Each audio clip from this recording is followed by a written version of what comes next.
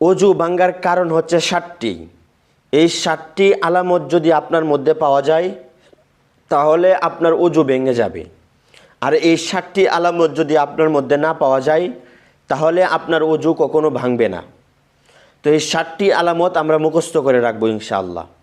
1 number, পায়খানা বা প্রস্রাবের রাস্তা দিয়ে কোনো কিছু বাইর হওয়া।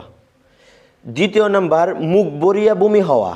মুখ ভরিয়া বমি আসতে হবে, অল্প হলে সমস্যা নেই, মুখ ভরিয়া বমি আসতে হবে। 3 নাম্বার, শরীরের কোনো জায়গা হইতে রক্ত, পুঁজ, পানি বাইর হয়ে গড়ে পড়া।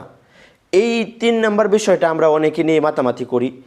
শরীরের কোনো জায়গা হইতে রক্ত, পুঁজ, পানি বাইর হয়ে গড়ে পড়া, বাইর হয়ে গড়ে পড়তে হবে। এটা হল 3 নাম্বার। 4 নাম্বার হচ্ছে তুতুর সঙ্গে রক্তের ভাগ বেশি হওয়া। তুতুর সঙ্গে রক্তের ভাগ বেশি হওয়া। 5 নাম্বার হচ্ছে চিত বা কাত হয়ে হেলাম দিয়ে ঘুম যাওয়া। আপনি এভাবে যদি চিত বা কাত হয়ে হেলাম দিয়ে ঘুমায় যান তাহলে আপনার অজু ভেঙে যাবে।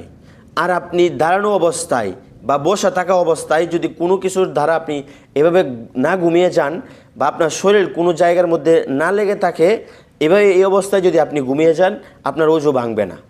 এটি হলো 5 নাম্বার। 6 নাম্বার হচ্ছে পাগল, মাতাল, অচেতন হইলে। আপনি অজু থাকা অবস্থায় আপনি পাগলের মতো হয়ে গেছেন এবং মাতাল হয়ে গেছেন, অচেতন হয়ে গেছেন, অজ্ঞান হয়ে গেছেন, তাহলে আপনার অজু ভেঙে যাবে। এ হলো 6 নাম্বার। 7 নাম্বার হচ্ছে নামাজে উচ্চ সুরে হাসিলে।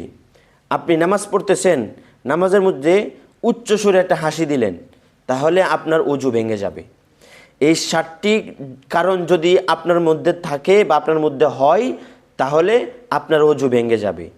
আর যদি না পাওয়া যায় তাহলে আপনার অজু ভাঙবে না। আল্লাহ তাআলা আমাদেরকে আমল করার তৌফিক দান করুক। আমিন।